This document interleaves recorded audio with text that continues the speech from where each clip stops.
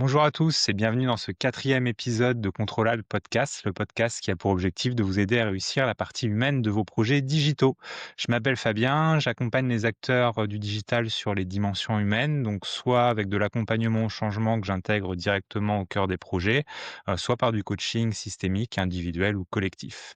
Voilà. Si vous me découvrez, avant ça, j'ai passé 16 ans comme associé dans une ESN, donc j'étais au cœur des projets et depuis, je me suis spécialisé en accompagnement du changement et en coaching à l'ESSEC. Donc, le but de ce podcast, c'est d'explorer des situations concrètes autour de l'humain et de la création de valeur dans les métiers du conseil et du digital. C'est un format qui est volontairement conversationnel. Je fais quasiment pas de montage, donc comme si on avait une vraie discussion. Voilà. Comme toujours, vos retours et les notes, ça m'aide énormément à améliorer le podcast. Donc merci beaucoup à tous ceux qui m'ont donné des petits conseils, ça m'a aidé. J'essaie de les mettre en pratique. Voilà, donc je serais vraiment reconnaissant si vous preniez une petite minute pour, noter le podcast et me faire un petit retour dessus. Ça serait très gentil. Voilà, donc le sujet du jour, on va parler, de quelque chose qui est souvent un petit peu mis de côté dans les projets et qui est pourtant décisif. Alors c'est pas mis de côté parce qu'on se dit que c'est pas intéressant, mais c'est juste que ça rentre pas dans les plans d'action et donc ça passe un peu souvent à la trappe. Donc c'est tout ce qui est adhésion des utilisateurs, donc surtout dans les projets de transformation digitale. Parce que en fait, c'est vrai que livrer un projet, c'est pas suffisant au final. Ce qui compte, c'est qu'il soit adopté, qu'il soit utilisé, puis qu'il apporte vraiment, la valeur qui est attendue, par le client ou par, les commanditaires du projet. Donc dans cet épisode, on va essayer de voir ça sous, 3 points. Donc le premier, c'est pourquoi l'adhésion des utilisateurs, elle est vraiment critique pour la réussite. Bon, au-delà d'enfoncer la porte ouverte, faut que ça soit utilisé. Après, on va voir les risques qu'il peut y avoir tout au long d'un projet. On va parler d'objectifs flous, d'effets tunnels, de formation et cetera. Et après, on verra, comment anticiper et accompagner des moments clés pour maximiser, justement les chances de succès de ce projet. Donc voilà. Donc, je pense qu'on va plutôt le faire en disant chaque étape, d'un projet, ses risques et comment les combler.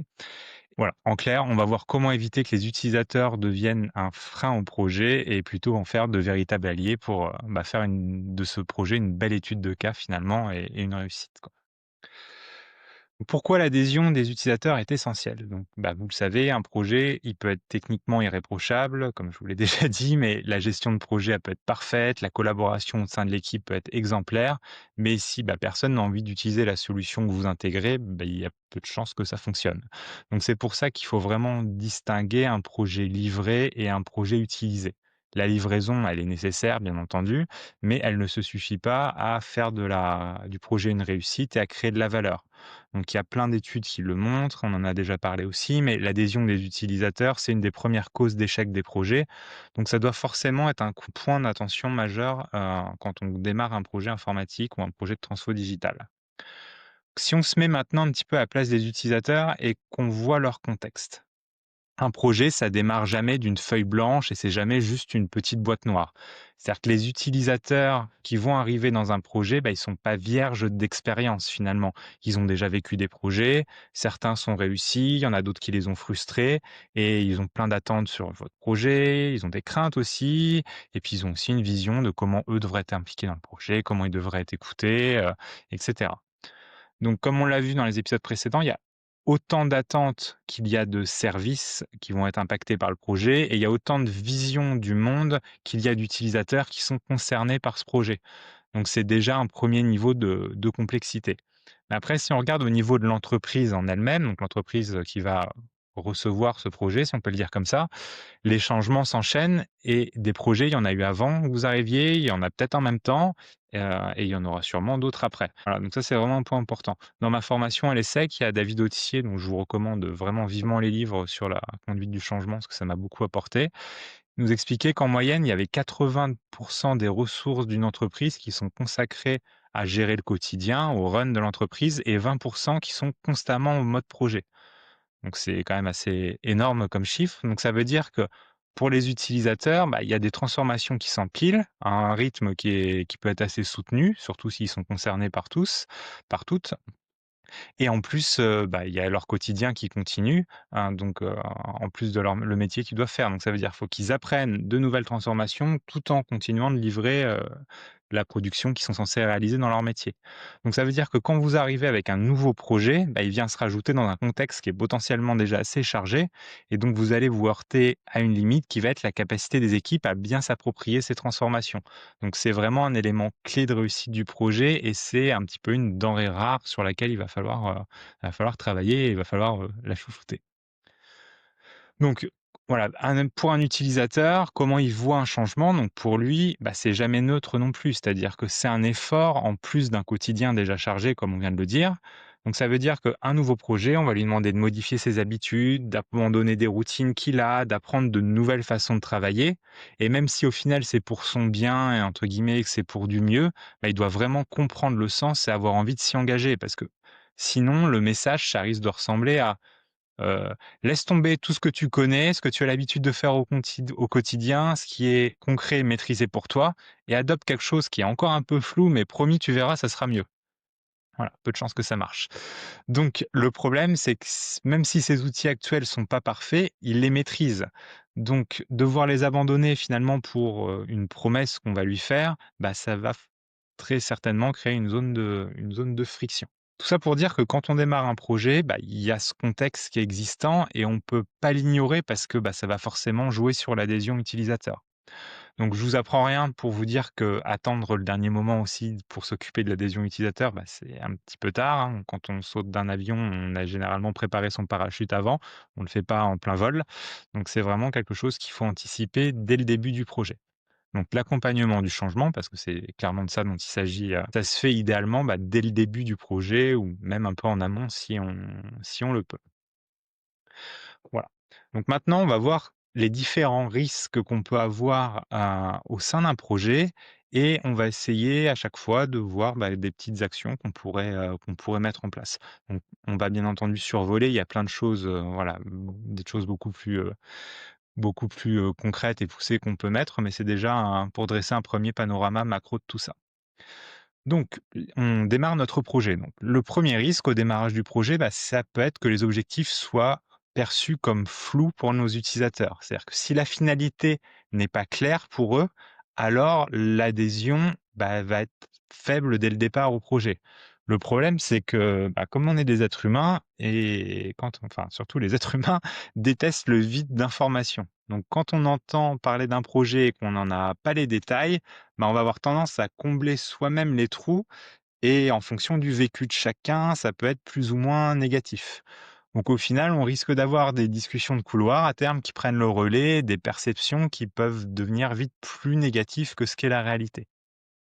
Donc pour anticiper ça plutôt que de le subir, il faudrait donc avoir une communication qui soit claire au démarrage du projet, qui soit partagée. Alors dedans, on va expliquer pas mal de choses. Pourquoi ce projet?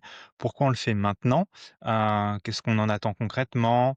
Les premiers risques qu'on a identifiés, ça montre aussi le pragmatisme de l'approche et que voilà, on est conscient que tout ne va pas être si simple et l'organisation du projet, son déroulé par exemple. Donc l'idée vraiment, c'est d'avoir une communication qui soit très transparente et qui désamorce, bah, beaucoup de résistance dès le départ. C'est-à-dire que, bah, sur les différents axes que je viens de citer, les utilisateurs aient déjà une réponse et qu'il y ait déjà finalement une version qui soit communiquée à l'ensemble de l'entreprise, quoi, et qui soit partagée à tous. Voilà. Après, on peut faire plein de choses pour aller plus loin dans le détail, travailler avec des managers pour adapter la communication à leur service, créer des petits pitchs et cetera. Mais voilà, vous avez, l'idée un petit peu macro ici. Ensuite, on va avoir des analyses, sur une phase d'analyse métier, sur un projet. Voilà, je prends l'exemple d'un projet plutôt en mode waterfall, mais, voilà, je vous laisserai, le soin de le transposer sur des projets, plus agiles, mais voilà, vous avez l'idée de fond, quoi. Donc, sur des phases d'analyse, c'est le moment où on va donc échanger avec les métiers, donc une bonne partie des futurs utilisateurs pour comprendre leurs pratiques et imaginer bah, finalement comment l'outil, on va le configurer ou le développer pour soutenir leur opération quotidienne. Donc là, le danger qu'on peut avoir, c'est de se projeter dans un futur un petit peu trop abstrait. C'est-à-dire qu'on est en train de dessiner finalement une cible idéale, mais il y a un risque bah, de se prendre un petit peu au jeu de tout ça, et que l'analyse, en fait, ça glisse doucement et sans qu'on le veuille vers quelque chose d'un petit peu déconnecté du quotidien. Sauf que si on reste dans la théorie, bah, on court le risque de créer une solution qui va être très, très logique sur le papier, mais qui pourrait être inadaptée dans la réalité.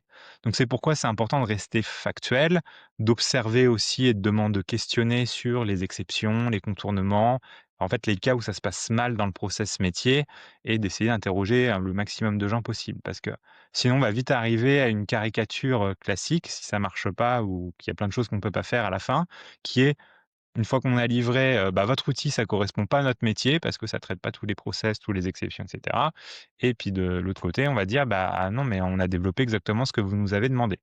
Voilà, ce genre de situation, bah, c'est déjà ça avance pas grand chose. C'est assez lourd de conséquences pour la confiance mutuelle et puis, bah, surtout pour la réussite du projet. Donc c'est vraiment important d'essayer d'être factuel là-dessus et d'essayer vraiment de creuser, d'avoir une vue globale sur la situation. Après, toujours dans cette logique, au fur et à mesure qu'on va avancer, il y a un autre risque, qui peut être de négliger l'analyse des impacts. Donc là, quand on va avancer dans la construction de la solution et surtout des spécifications, finalement, chaque population qui va être concernée, donc les différents services, vont vivre le projet un petit peu différemment. Pour certains, ce sera peut-être une petite évolution dans leur quotidien, mais pour d'autres, ça peut être une transformation qui peut être assez forte de leur pratique. Donc si ces impacts, on les identifie pas le plus tôt possible et qu'on les partage pas et qu'on les traite pas finalement, le projet, bah, il pourrait sembler un petit peu, déconnecté de la réalité. Donc c'est-à-dire qu'il faut un temps pour définir une belle solution et ça, il y a pas de doute, mais il faut aussi la confronter au réel pour bien identifier les impacts concrets pour nos différents groupes d'utilisateurs finalement, les impacts que ça va avoir dans le quotidien, qui peuvent être positifs, hein, ou négatifs, mais voilà, c'est important de les lever parce que ça va nous permettre, bah, d'aussi d'axer notre conduite du changement. On va prendre le temps de cartographier ces impacts, donc clairement c'est un investissement parce que ça demande du temps, mais c'est aussi ce qui va permettre, bah, finalement de savoir où on va concentrer l'accompagnement et de préparer le terrain pour l'adhésion future. Donc en d'autres mots, c'est, vraiment comme, enfin, même si c'est sympa en atelier sur les 2 points qu'on vient de voir là, de dessiner, une carte du pays des bisounours où, tout va bien et tout le monde en ressort avec le sourire, bah, il faut quand même prendre le temps de prendre le taureau par les cornes et puis voilà, le but, c'est vraiment d'éviter des mauvaises surprises une fois qu'on sera en production parce que c'est trop tard. Donc il faut anticiper, c'est un peu le maître mot de tout ça, c'est, l'anticipation, quoi. Voilà, donc maintenant, donc ça c'était plutôt sur la partie analyse. Donc partons du principe maintenant que, notre solution, c'est exactement comment la réaliser et là on arrive sur le grand classique qui est l'effet tunnel. Donc c'est-à-dire qu'au début, on a consulté nos utilisateurs pour recueillir leurs besoins. Donc là, il y avait une super adhésion parce que, bah, on les voyait souvent, on leur pose des questions, on échange, on co-construit ensemble, c'est génial et puis à ce moment où l'équipe projet, bah, va un peu partir dans sa grotte pour réaliser le projet et au final, bah, avec tout le travail qu'ils ont, les challenges, les contraintes techniques qu'ils vont avoir, enfin, tout un tas de choses et c'est complètement, légitime. Bah, finalement, cette grotte, elle va un peu grandir et puis ça va devenir, progressivement un tunnel.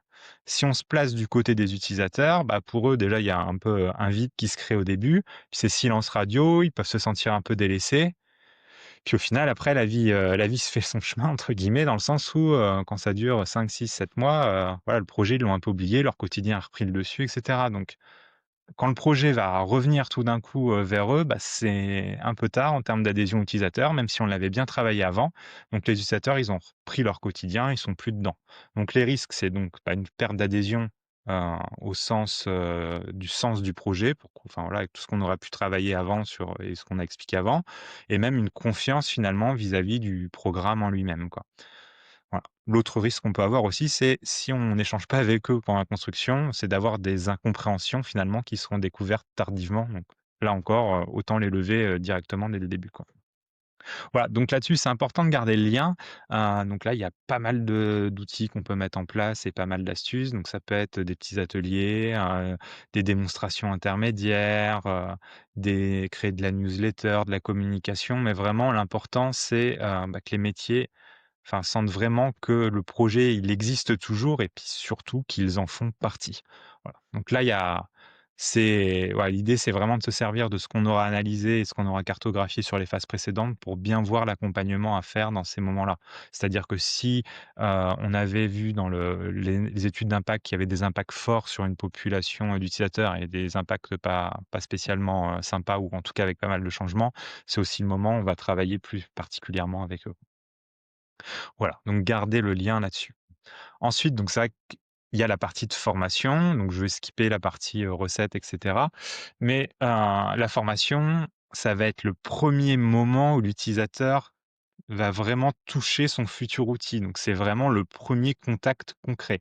Donc là, clairement, c'est une étape qui est vraiment décisive, d'un point de vue adhésion utilisateur là encore, mais ça commence bien avant la salle de formation. C'est-à-dire que dès l'invitation à la formation, on veut faire en sorte que l'expérience, ça soit la plus fluide possible. Donc là, tout va compter. Il faut une logistique qui soit claire, simple, une communication soignée, des bons supports, être pédagogique et cetera. Donc vraiment pour que, bah, la formation soit vraiment, agréable parce que c'est une image du projet, quoi. Donc l'autre point clé, alors en dehors du fait que la solution marche et que tout marche et cetera, le jour où on forme les gens dessus, mais ça va être de former les utilisateurs à faire leur métier avec le nouvel outil et pas seulement leur apprendre à cliquer sur des boutons pour utiliser l'outil.